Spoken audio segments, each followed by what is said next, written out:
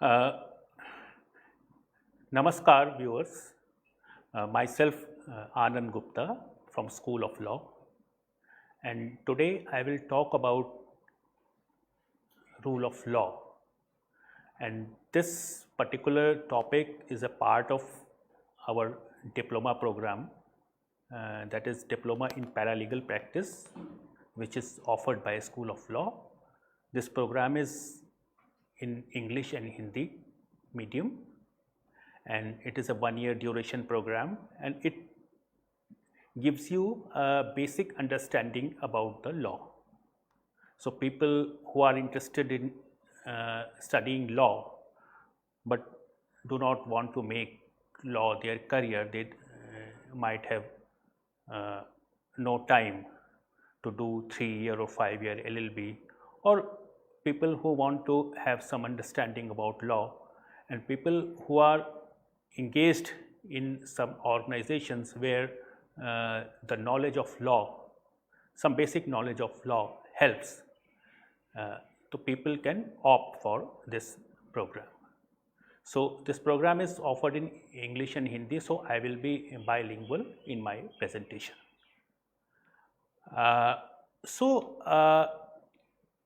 Rule of law, if I tell you in simple terms, is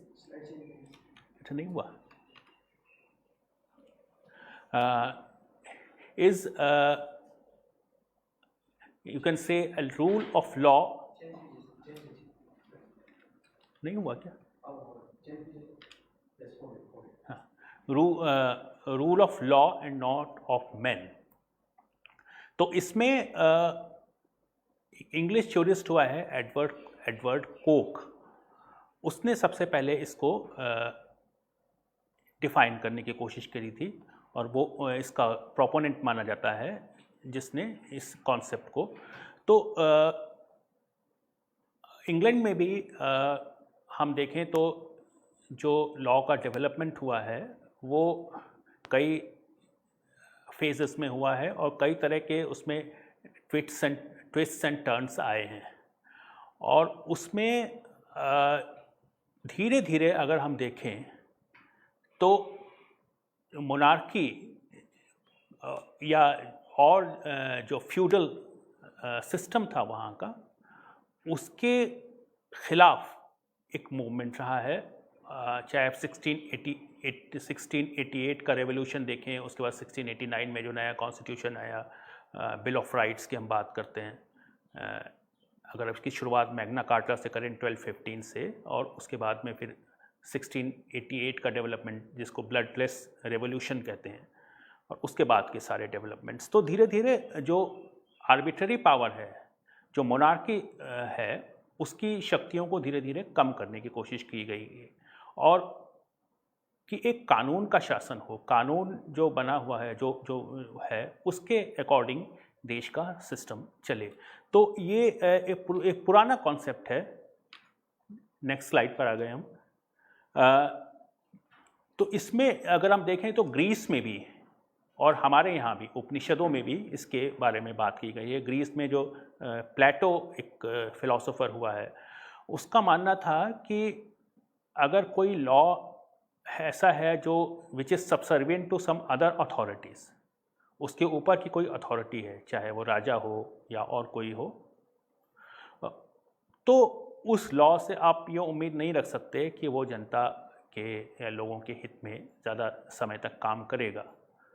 तो अगर law master है और king slave है, तो आप कुछ उम्मीद रख सकते हैं कि वो देश के लिए या समाज के लिए कुछ अच्छा करेगा. तो आर्बिट्ररी पावर, जो एक मनमानी शक्तियां राजा की हैं, उसको कम करने के लिए एक व्यू रहा है फिलोसोफर्स का शुरू से ही. हमारे यहाँ उपनिषदों में भी कहा गया है कि law is the king of king. कानून जो है वो राजा का भी राजा है, और राजा को भी देश के जो कानून है, उस राज्य का कानून है, उसको मानना चाहिए. अब इसमें अगर हम नेक्स्ट अगले स्लाइड पे देखें तो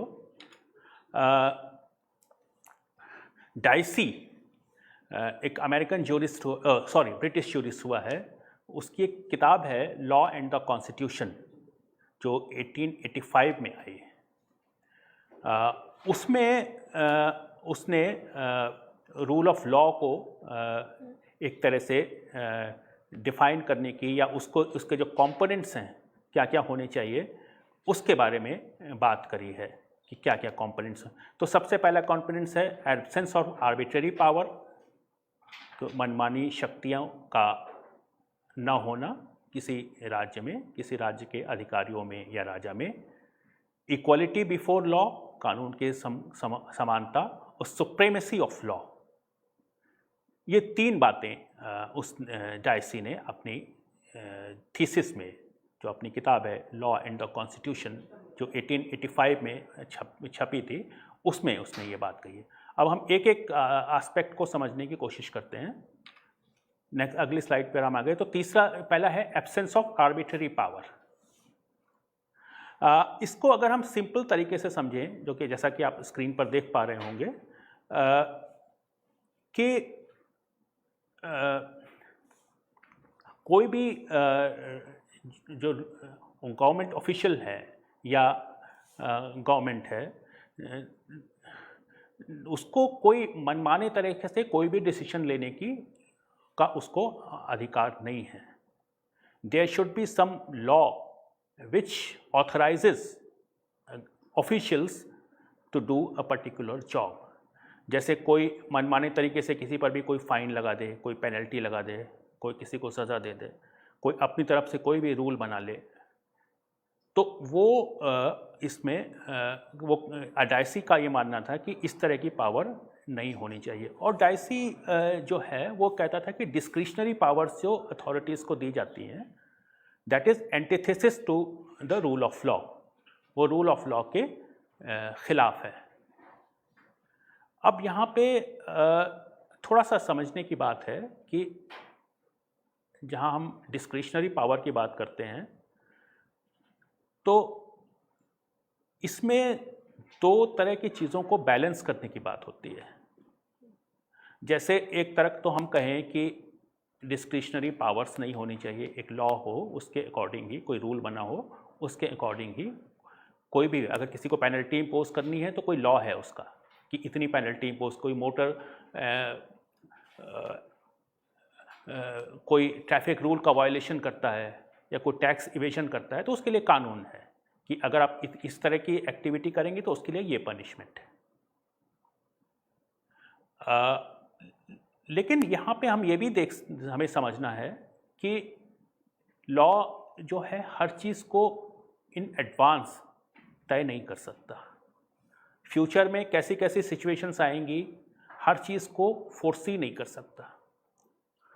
और कई बार ऐसा भी होता है कि आपको देखिए, लॉ एक कोई, हाँ हम ह्यूमन बीइंग के साथ डील कर रहे हैं, हम मशीन्स के साथ नहीं डील कर रहे हैं। तो ह्यूमन जो वेरिएशंस हैं ह्यूमन नेचर में, ह्यूमन सिचुएशंस में, उसमें कई बार बहुत ज़्यादा होते हैं और हर चीज़ को पहले से लॉ में कि हर सिचुएशन को पहले से फोर्स करने के लिए कि ऐसा होगा तो फिर इस तरह का प्रोविजन अप्लाई होगा, वो पॉसिबल नहीं होता। तो एडमिनिस्ट्रेटिव अथॉरिटीज़ को डिस्क्रिशन होता है, कोर्ट्स को भी होता है, डिस्क्रिशनरी पावर्स होती हैं, कई रेमेडीज़ हैं, आप जानते हैं कि रिट की जो रेमेडी है वो डिस्क्रिशनरी रेमेडी मानी जाती है। इस तरह से एडमिनिस्ट्रेटिव अथॉरिटीज़ को भी बहुत सारे डिस्क्रिशंस होते हैं कि पब्लिक इंटरेस्ट में वो डिसीजन ले सकते हैं और कई बार उसके लिए कोई लॉ एज सच नहीं होता है। लेकिन यहाँ पे मैं ये पॉइंट आउट करना चाहूँगा कि सुप्रीम कोर्ट ने अपने कई फैसलों में ये कहा है कि डिस्क्रिशन तो हो सकता है लेकिन अनफेटर्ड डिस्क्रिशन, ऐसा डिस्क्रिशन जिस पे किसी तरह की कोई बंदिश ना हो, कोई अंकुश ना हो, that type of discretion is not permissible. So there should be some guiding principle behind the exercise of discretion, and law should provide some guidelines or some principles or some benchmarks which guide the discretion of the authority. अगली slide पे अगर हम आए तो equality before law. तो rule of equality before law का यहाँ पे मतलब है कि चाहे प्राइम मिनिस्टर हो या एक ऑर्डिनरी सिटीजन हो, जो डाइसी ने जो एग्जांपल यहाँ पर दिया था, उसको वो ऑर्डिनरी लॉ उसके ऊपर अप्लाई होगा, ऑर्डिनरी कोर्ट्स में उसका ट्रायल होगा। जस्ट बिकॉज कि कोई एक पर्टिकुलर स्टेटस होल्ड करता है सोसाइटी में, तो उसका कोई विशेष प्रिविलेज उसको नहीं होगा। तो चाहे वो एक कॉमन मैन हो, चाहे वो किंग हो, जैसे इंग्लैंड की अगर हम बात करें, या आज के टाइम में कोई भी हायर अथॉरिटी हो या एक ऑर्डिनरी सिटीज़न हो, एक उसको एक तरह का ही पनिशमेंट या एक तरह का ही उसके ऊपर लॉ अप्लाई करेगा, चाहे वो किसी भी, चाहे कॉन्ट्रैक्ट से रिलेटेड लॉ हो, प्रॉपर्टी से रिलेटेड लॉ हो, उनके जो राइट्स और ऑब्लिगेशंस हैं वो एक तरीके के होंगे। अब यहाँ पे भी हम देखें तो लॉ ये कहता है, जो डाइसी का भी जो मानना था, और हम आगे चल के देखेंगे कि हमारे कॉन्स्टिट्यूशन में भी जो जिस तरह की चीज़ें हैं कि equal should be treated equally, unequals को आप इक्वल ट्रीट नहीं कर सकते। तो अगर जैसे मान लीजिए एक लॉ ऐसा बनता है कि जो ज़्यादा कमाते हैं उनके ऊपर ज़्यादा टैक्स लगे, और जो people who earn less may be exempted totally from paying tax. तो this kind of discretion is permissible because there is a genuine ground to distinguish between the two classes, and these two constitute a different classes, and for different classes different legislations can be passed. तो इस rider के साथ में एक सामान्य तौर पे ये होगा, ये माना जाता है कि कोई भी जो है अथॉरिटी है उसके ऊपर कोई भी व्यक्ति हो, उसके ऊपर एक तरह का कानून ही लागू होगा। अगर हम अगले स्लाइड पर आएँ तो सुप्रीमेसी ऑफ लॉ, तो इसका जनरल प्रिंसिपल है ये हमारे देश का भी और ब्रिटिश कॉन्स्टिट्यूशन का भी, कि लॉ इज सुप्रीम है। लॉ सुप्रीम होने का मतलब ये है कि डाइसी ने डाइसी जो इसके बारे में जो कहना चाह रहा है कि सिर्फ राइट्स से हो ऐसा नहीं है। राइट्स आपने लॉ में प्रोवाइड कर दिए, अच्छी बात है, उसके साथ साथ इंडिपेंडेंट कोर्ट्स होने चाहिए, और लॉ के साथ साथ आप सिटीज़न के पास रेमेडी होनी चाहिए कि लॉ तो आपने राइट्स तो दे दिए, लेकिन वो राइट्स अगर आपको नहीं मिल रहे हैं तो उसके लिए आपके पास रेमेडी क्या है, उसमें कोर्ट में जाने का आपको अधिकार होना चाहिए, और कोर्ट्स इंडिपेंडेंट होनी चाहिए। कोर्ट्स ऐसा नहीं है कि वो एग्जीक्यूटिव के सबऑर्डिनेशन में काम करें।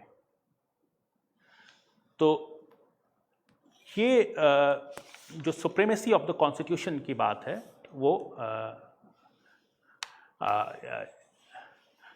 इसने डाइसी ने अपने थीसिस में कही है। और इसी तरह से आर्बिट्रेरीनेस की बात है। नेक्स्ट स्लाइड में अगर हम देखें तो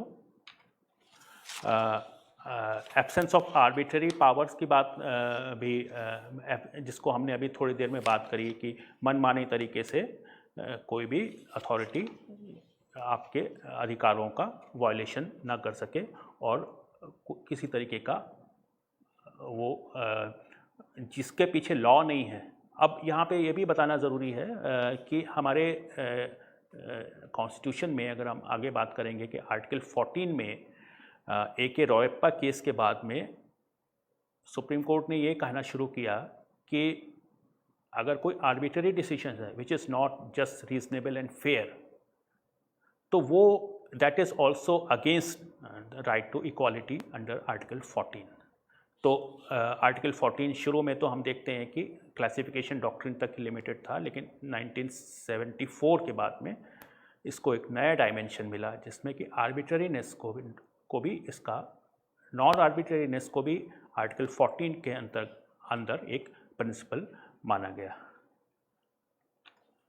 अब अगर हम बात करें तो equality before law and the constitution, तो पहला जो प्रिंसिपल है इक्वालिटी बिफोर लॉ, जैसे जो डायसी ने कहा, तो हमारे कॉन्स्टिट्यूशन में इसमें क्या क्या प्रोविज़न है ये भी हमारे लिए थोड़ा सा जानना ज़रूरी है।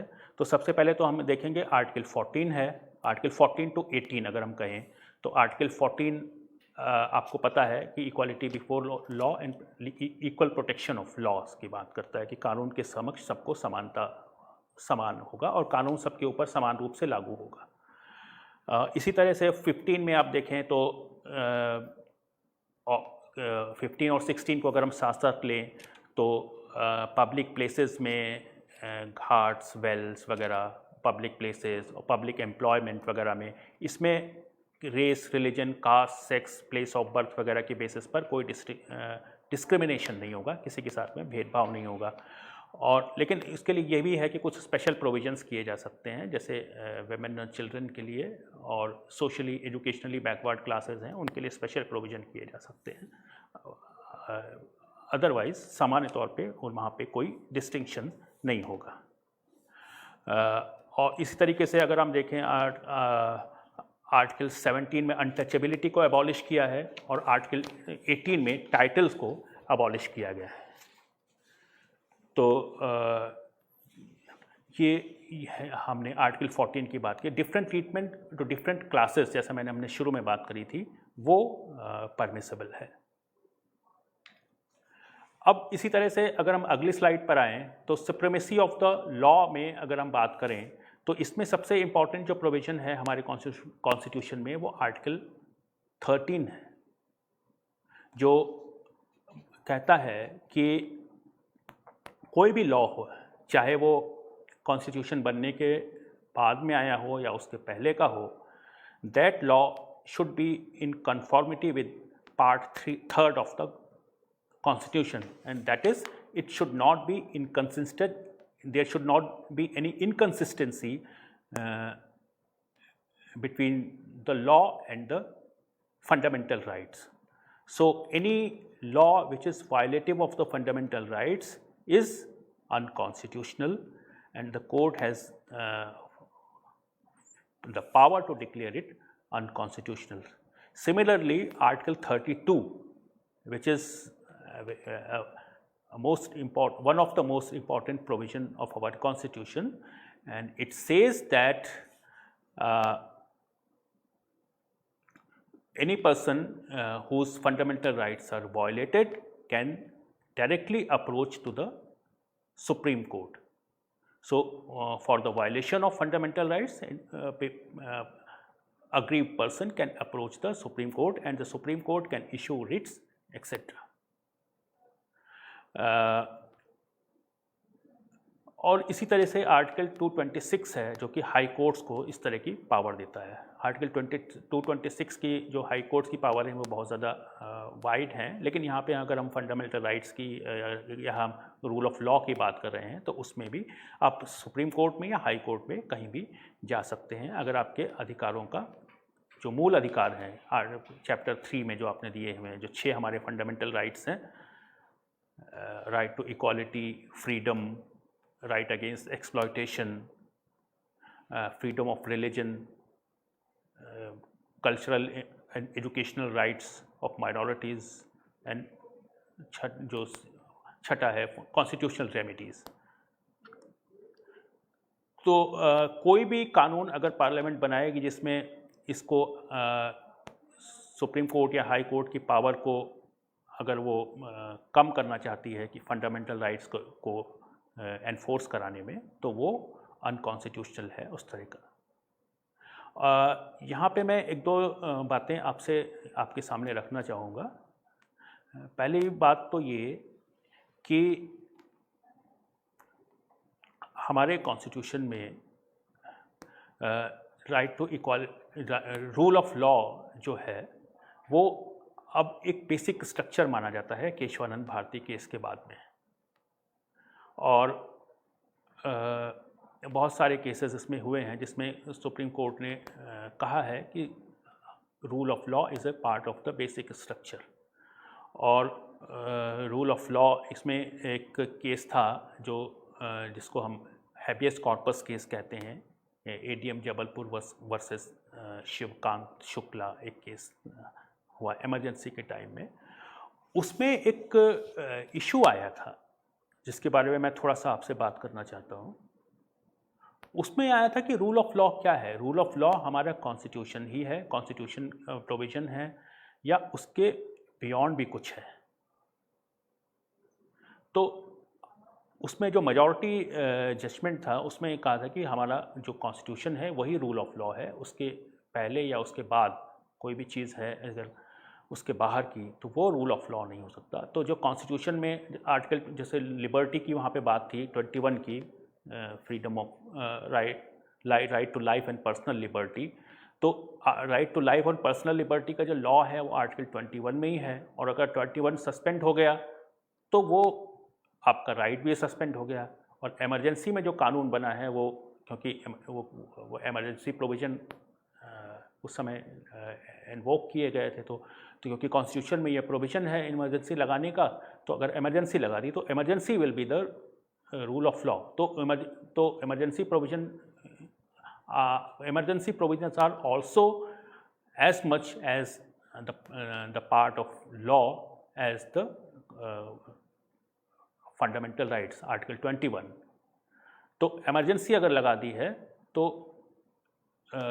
इमरजेंसी में, क्योंकि कॉन्स्टिट्यूशन में खुद लिखा हुआ है कि आर्टिकल 21 को सस्पेंड किया जा सकता, उस समय का जो प्रोविज़न था, बाद में अमेंडमेंट हो गया 44th अमेंडमेंट में कि आर्टिकल 20 और 21 को सस्पेंड नहीं किया जा सकता, लेकिन उस समय जो प्रोविज़न था कि इसको सस्पेंड अगर कर दिया है पार्लियामेंट एग्जीक्यूटिव ऑर्डर से प्रेसिडेंट ने, तो वो परफेक्टली वैलिड है।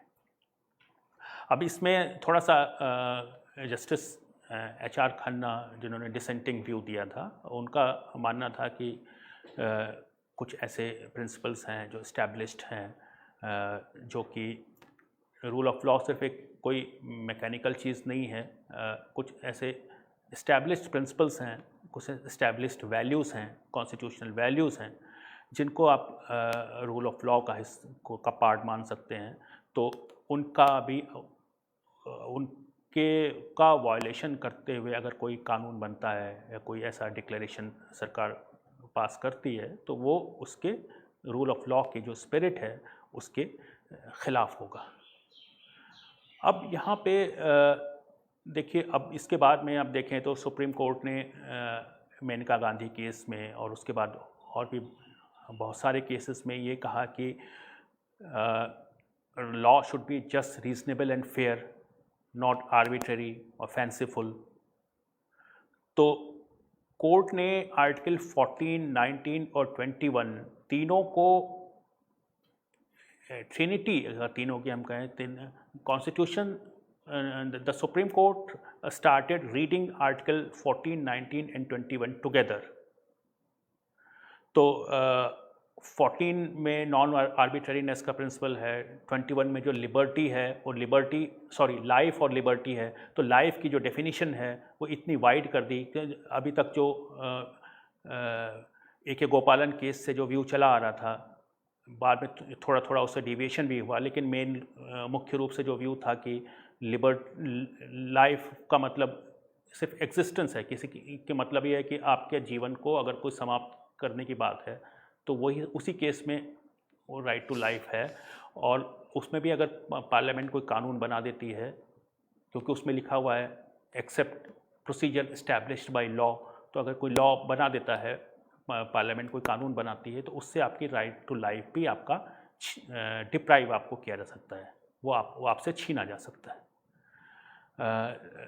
तो अब इसमें मेनका गांधी केस में सुप्रीम कोर्ट ने कहा कि नहीं, आर्टिकल अगर 21 का भी अगर कोई लॉ अगर 21 आर्टिकल 21 की जो राइट टू लाइफ है उसको रिस्ट्रिक्ट करने के लिए भी कोई लॉ बनता है, तो that should also be in conformity with article 14 and 19 and especially article 14, and it should be just reasonable and fair.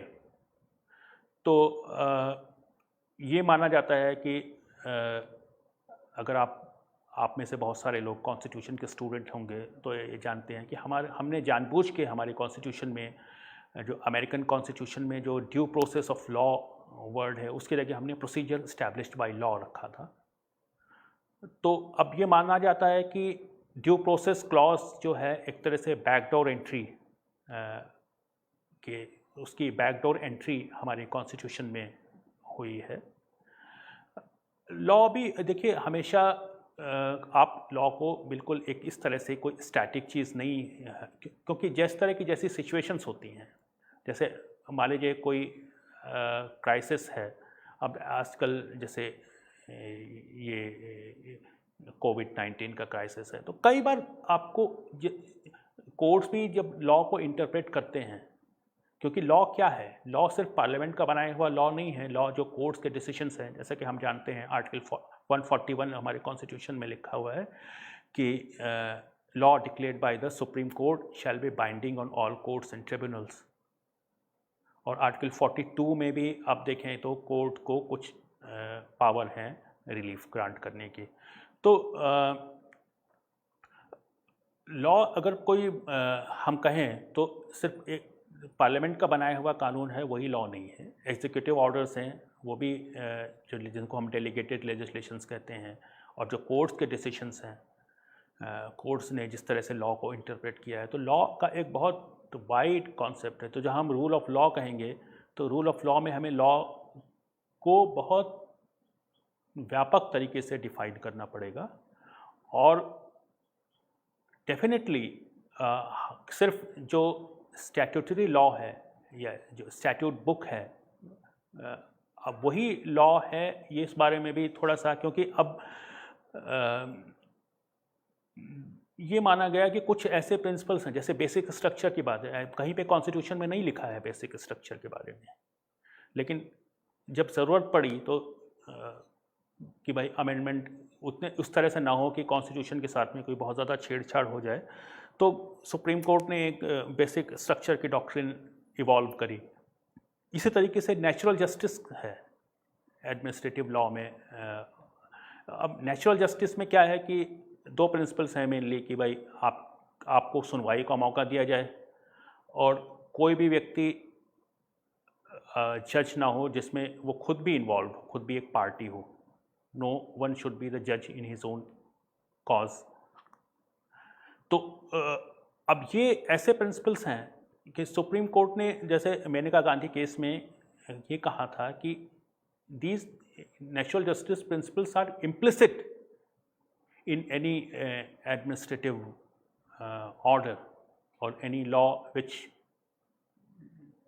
deprives a person of its rights।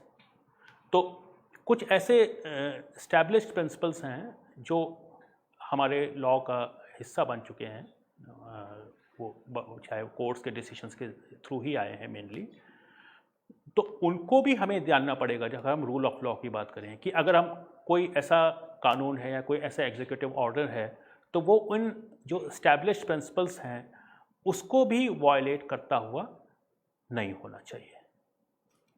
तो आज हमने मुख्य रूप से बात करी थी रूल ऑफ लॉ के बारे में।